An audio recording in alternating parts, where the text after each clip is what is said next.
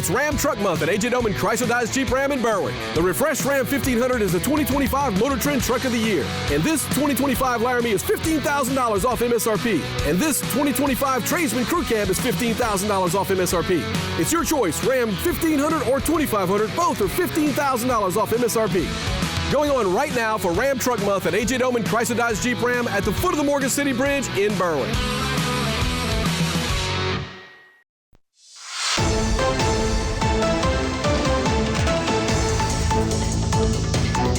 Hello and welcome to this edition of Bayou Time. I'm your host, Keith Weissite, licensed clinical social worker with Terrebonne Home Care.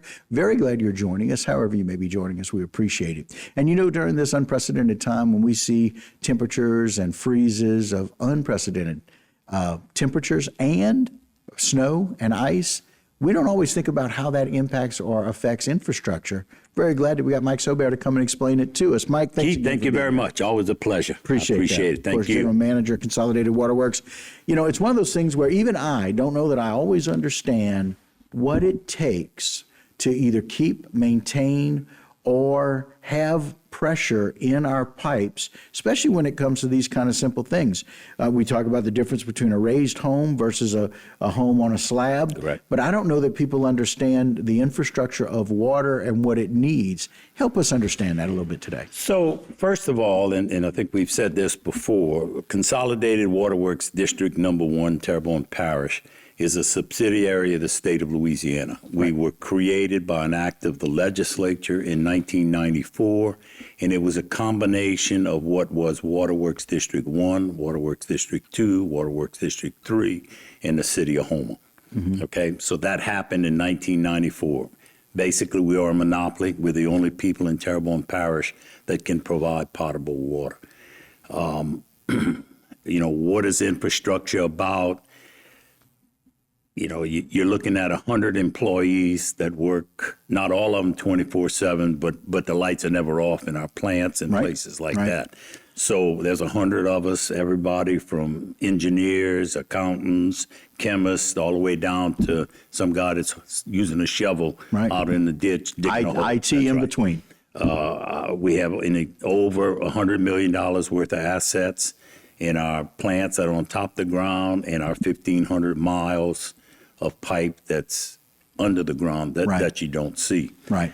Well, and when I say infrastructure, I want people to understand that this is a large process that is just more than where's my water. That's correct. Right? Yeah. So help people understand kind of what happened and how the process works. So again, like most things in life, it takes money to run it.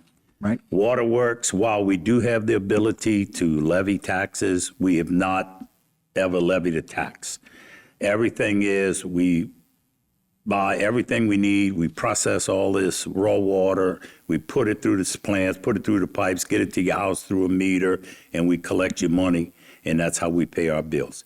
We're basically about $20 million a year worth of business, just water, just potable water. That's it. That's all we do. So part of that is going to be, I think, do you have a system overview, Jason, maybe?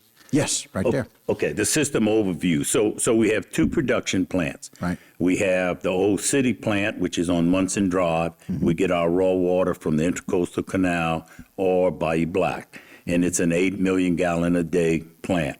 And then in the 70s, Waterworks District 1 built a new plant, another 8 MGD plant in Shreveport, 351 Water Plant Road. And it has grown to 24 million gallons a day. So we have two treatment plants. One at 8 million and one at 24. That's right. And we have a total of doing 32 million gallons of water a day when it goes out. Right. Of course, along with that, those treatment plants come a variety of other assets that is infrastructure. Right. Probably the two most notable and biggest are we call them standpipes. There's one on the side of the Prospect Street Bridge, South Terrebonne standpipe, and then one right behind the mall is North Terrebonne standpipe. Those are 3 million gallon standpipes. And the difference between the standpipe and an elevated tank is it holds water from the top to the bottom. Oh, okay. So an elevated tank, of which we have 14 of those, for example, Dumas, the one that's on Barataria and Tunnel, all right? Right. That's 500,000 gallons of water elevated up. So when you deal with water, one of the key elements is pressure. Right. So how do you build pressure? So, for example, those two elevated tanks are 140 feet high, tall, to the top. Well, when they're full, they will generate 60 pounds of pressure coming out of those tanks. Okay. Of course, as it goes down, it goes down. Pressure goes down as the water goes down. For every pound of water pressure you get, you have to raise that water 2.31 feet. Okay. Okay. So if you want 10 pounds of water pressure, you need to have water 23.1 feet high in a container connected to you. To provide that natural gravity That's right. provide That's a law of the nature. pounds of pressure. That's a law of nature. Right. You know, we don't make that up. That's what it takes. So when you get these tanks that are 140 feet, they're 60.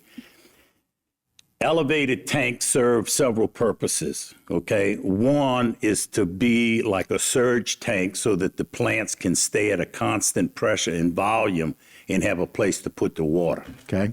All right? You can, as they say, pack the system by have everything full and keep pushing and pushing and pushing and building the pressure and building the pressure and building pressure. So that's an option. Right. The other one is that in the olden days, but before generators hooked up and before variable speed drives and motors, those were used in case something broke so that you would have a supply of water to keep you in water to go. As excess. When you get a fire, if depending on where it's at, that could be the source of water that keeps you from everything being destroyed. Gotcha. So again, connecting all of that, we have two plants. One's on Munson Drive, one's in Shreveport. Right. The Munson Drive plant takes care of Dulac and Dularge. Okay. And then Shreveport takes care of everybody else. Gotcha. And I want to talk a whole lot more about this. Sure. So we're going to welcome you back, and we want to share so that the public is understanding of where the water comes from, how do you keep pressure, and how do we prevent problems like we did for the storm. And we appreciate you joining us, but we'll be right back right here on Bayou Time. Today's social media segment is brought to you by Terrebonne General Health System. Your health is our legacy. Rouse's, you're either local or you're not. Buick, the craft of modern luxury. St. Martin and Bork, know your rights.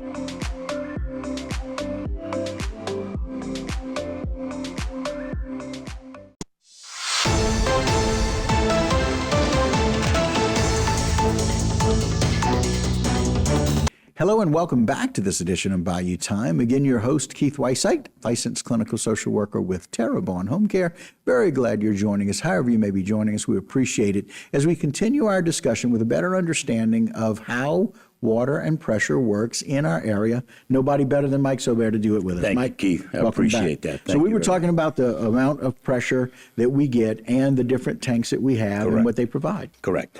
And between those treatment plants on Munson Drive and in Houma, in Houma and Water Plant Drive in Shreveport, is about 1,500 miles, 1,500 miles of pipe from 36 inches inside diameter down to 2-inch. Okay. That service. That doesn't count all the pipes that run from those lines to the houses, just the main line. Right. That's what we're responsible for. Gotcha. Okay. And so those plants make water, and we're a pressure system. And by that, I mean, we say we want 60 pounds of pressure leaving the plant. Guy hits it in the computer. The VFD drives take over. It keeps it at 60 pounds. We got 60 pounds leaving the plant. Now, our plants, because they're on pressure, it's a flow system.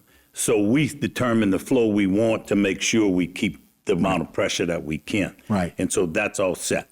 So as long as everything is running all right, I'll give you a quick example. Yesterday afternoon, about maybe 12:20, we got a call that a main line was broken down one of the bayous. Okay.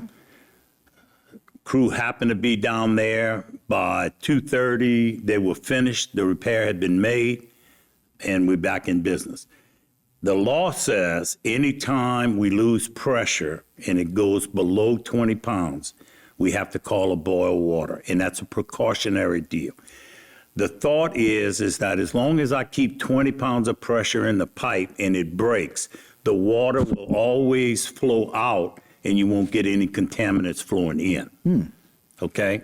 Right. So if we break, or if a pipe breaks between two valves and I have to close those two valves, Right. when I fix it and I put water back in and it's disinfected, I have to take a boil water just to be sure that it's safe for you to consume. Gotcha, And so gotcha. it's not we doing anything wrong. No. We're just following the law. It's Okay? safety measures, That's right? right. And All right. that comes from the government. That's it. That's exactly right. It's a state sanitary code that we go. If I could get a little bit Yeah, more let's specific be more on specific, I please. think it's called the snow event of Okay, 2025.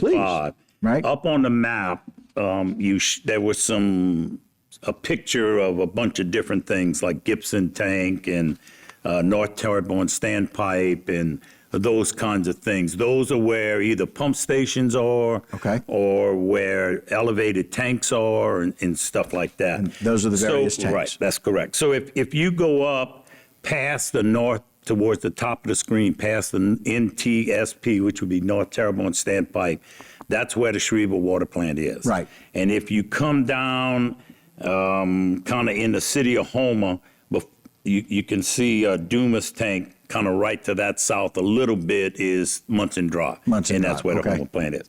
So all of these things are connected by pipes. Right. Okay? And so if you break a pipe, if you have a 20-inch pipe, you have to put 20 inches of water in there to make it move. You can't fill a pipe half full and turn the pump on and expect it to Right. pump. It's got to suck be, air. 20-inch pipe has to have 20 inches of water That's in it. correct. Okay. So back in earlier days when seafood and some other things were king, they used a lot of water. Therefore, we had a lot of big pipes. So we had 2 or 3 smaller sized pipes trying to make sure they had the volume to keep it going. 2013, Naegleria fowleri, brain-eating amoeba, they changed the rules. It's not volume anymore, it's water quality.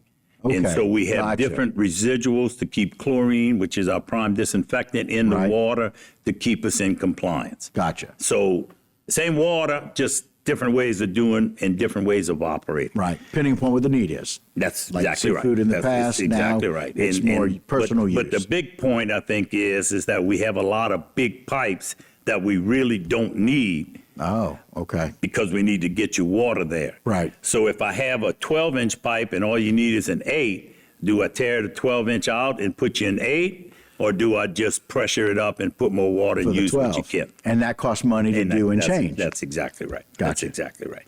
And then, of course, in between, while our Shreveport plant, which is the furthest away, can pump all the way to Cocodrie at the end. Right. All right, we do put booster pumps in, Presque Isle being the most notable one. Right. For Berg, Pointe-de-Cham, Montague, Chauvin, Cocodrie, Robinson, that area. Right. There's a Benoit pump station on Grand Caille. Right. That takes care of the Dulac area. In our Ontario tank, there's a pump station there that pumps down. And Shreveport is kind of taking care of the northern part of the parish. Right. And we have Munson, which is at 351 Munson Drive, and it takes care of Dulac, Dulorge, and some other areas that Right. are going on. All big pumps, all regulated, everything is automated. Okay. So to get into the snow experience, Monday, January 20th, of course, was a holiday. Right. Actually, I came on we that afternoon. that's right. We I had talked my with Martin grandson that day. with me, and he became a celebrity. Thank you very much. And we talked about what was going to happen. Right. So on Monday, we had 10 million gallons of water available in the plant ground storage. Okay. 6 in Shreveport, 4 in Houma. 10 million. That's the first set. 5 million in the elevated tanks and 22 million in the pipes. Okay. So that was our starting point on Monday. That's where we started. Everything was full. Gotcha. Very Everything full was on full. Monday. Everything was And so we're going to take a short break, but when we come back, we're going to talk about what happened on Tuesday Yep. and how things went down. So guys, stick around. Mike Sobera will be with us. We'll be right back right here on Bayou Time.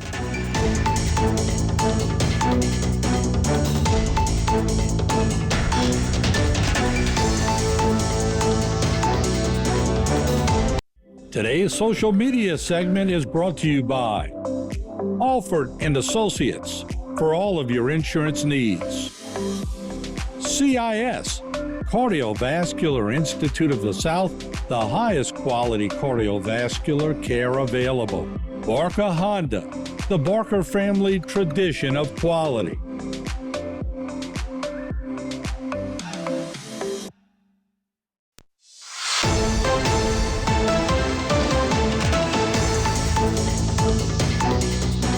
Hello and welcome back to this edition of Bayou Time. Again, your host, Keith Whiteside, licensed clinical social worker with Terrebonne Home Care. Very glad you're joining us. Very glad to have Mike Sobert with us. And I know we got a lot to cover, Mike. I want to talk about the events that happened.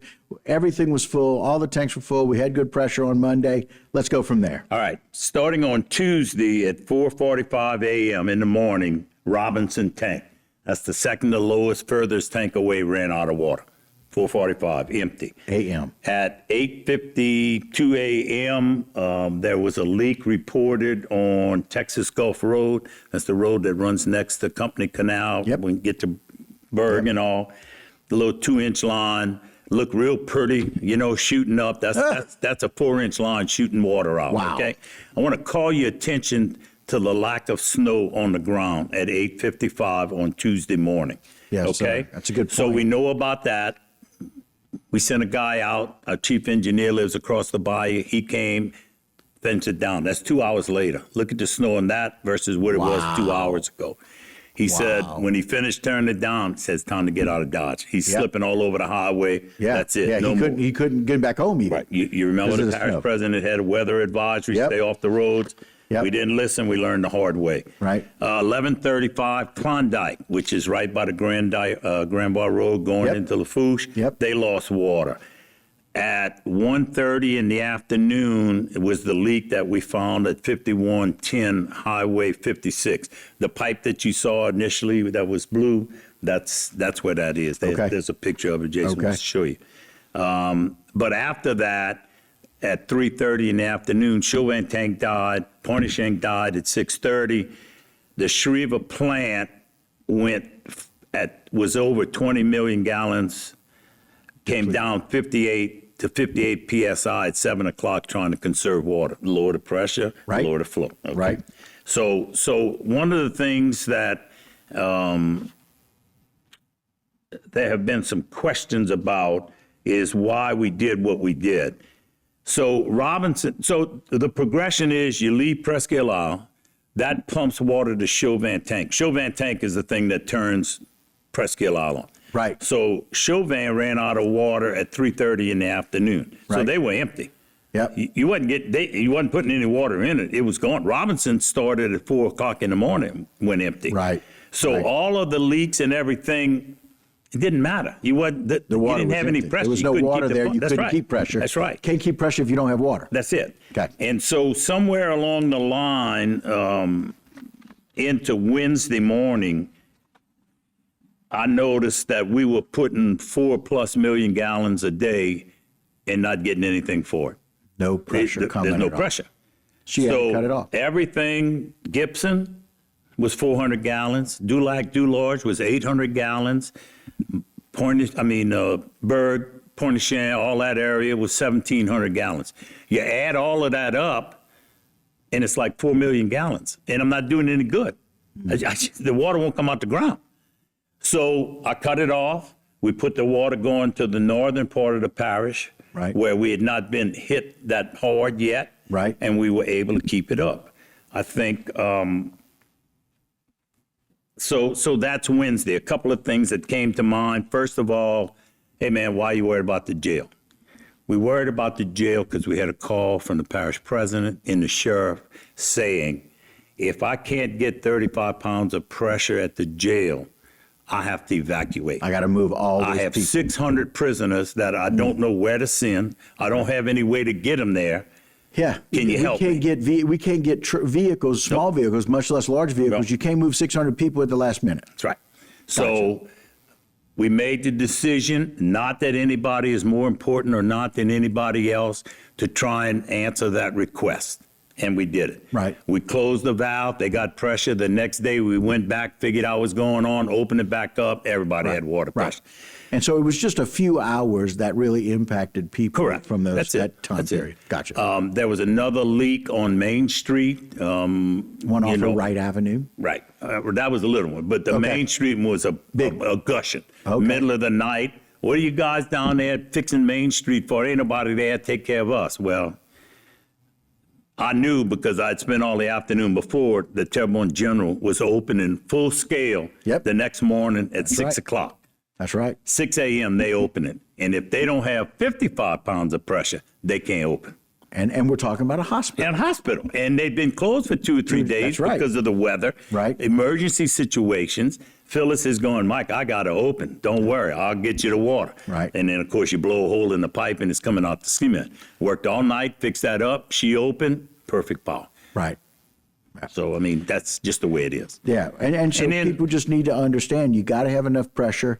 And very often, you got to have enough pressure in general. But when we have these events, and the possibility of lowering pressure just in general, then when you have a leak, it's a situation you have to balance out what to do. The last area that we had trouble with was Gibson. Could not figure out why. Well, and we still don't know. But let me give you an example of with Shell Pump Station, which is trying to pump, okay? Right. We got 30 seconds. Shell's got 400 gallons a minute of water going down there and no pressure. None. Can't find the leak. You remember all the way down at the end, Avondale used to be there, McDermott used to be there. We couldn't get in the gate. They wouldn't let us in the gate. Wow. That's okay. It's all right. I'm going to get them next time. It ain't going to happen the next time. Right. So all of a sudden, the 400 gallons a minute flow drops to like 80, okay? Or no, 200. I'm sorry. Pressure shot up 45 pounds. Wow. So something changed. Well, it's one of those things we'll keep digging into. Mike, we always appreciate the time. Thank you for the clarification and letting us know what happened and how hard and tirelessly your team worked to get people's pressure back as soon as they could. We appreciate it. We appreciate it. Thank you. All right, guys, that'll do it for this particular segment and this Bayou Time. But don't go anywhere. A lot more right here on HTV. Like this.